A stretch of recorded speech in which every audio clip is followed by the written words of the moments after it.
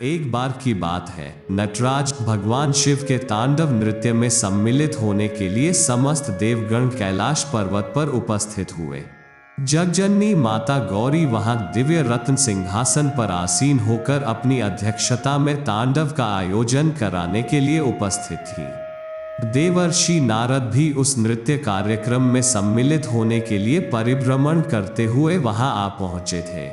थोड़ी देर में भगवान शिव ने भाव विभोर होकर तांडव नृत्य प्रारंभ कर दिया। समस्त देवगण और देवियां भी उस नृत्य में सहयोगी बनकर विभिन्न प्रकार के वाद्य बजाने लगे। वीणा वादिनी मां सरस्वती वीणा वादन करने लगी, विष्णु भगवान मृदंग और देवराज इंद्र बंसी बजाने लगे, ब्रह्मा जी हाथ से ताल देने लगे और लक्ष्मी जी गायन करने लगी। अन्य देवगण गंधर्व, किन्नर, यक्ष, उर्ग, पन्नग, सिद्धर, अप्सराएं, विद्याधर आदि भाव विहलल होकर भगवान शिव के चतुर्दिक खड़े होकर उनकी स्तुति में तल्लीन हो गए। भगवान शिव ने उस प्रदोष काल में उन समस्त दिव्य विभूतियों के समक्ष अत्यंत अद्भुत, लोक विस्मयकारी तांडव नृत्य का प्रदर्शन किया। उनके अंग संचालन कौशल, मुद्रा, लाघव, चरण, कटी, भुजा, ग्रीवा में उन्नत किंतु सुनिश्चित विलोल हिल्लोल के प्रभाव से सभी के मन और नेत्र दोनों एकदम चंचल हो उठे। सभी ने नटराज भगवान शंकर जी के उस नृत्य की सराहना की। भगवती महाकाली तो उन पर अत्यंत ही प्रसन्न हो उठी। उन्होंने शिवजी से कहा, भगवान आज आपके इस नृत्य से मुझे बड़ा आनंद हुआ है।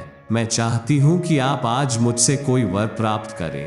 उनकी बातें सुनकर आशुतोष भगवान शिव ने नारद जी की प्रेरणा से कहा, हे देवी, इस तांडव नृत्य के जिस आनंद से आप देवगण तथा अन्य दिव्य योनियों के प्राणी विह्वल हो रहे हैं, उस आनंद से पृथ्वी के सारे प्राणी वंचित रह जाते हैं। हमारे भक्तों को भी यह सुख प्राप्त नहीं हो पाता।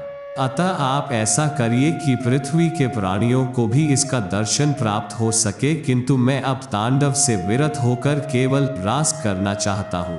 भगवान शिव की बात सुनकर तत्क्षण भगवती महाकाली ने समस्त देवताओं को विभिन्न रूपों में पृथ्वी पर अवतार लेने का आदेश दिया। स्वयं वो भगवान श्याम सुंदर श्री कृष्ण का अवतार लेकर वृंदावन धाम में पधारी। भगवान शिव ने ब्रज में श्री राधा के रूप में अवतार ग्रहण किया। यहाँ इन दोनों ने मिलकर देव दुर्लभ अलौकिक रास नृत्य का आयोजन किया। भगवान शिव की नटराज उपाधि यहाँ भगवान श्री कृष्ण को प्राप्त हुई। पृथ्वी के चराचर प्राणी इस रास के अवलोकन से आनंद विभोर हो उठे और भगवान शिव की इच्छा पूरी हुई।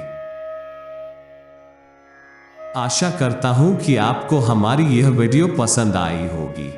ऐसी ही धार्मिक वीडियो के लिए हमारी चैनल को सब्सक्राइब अवश्य करें।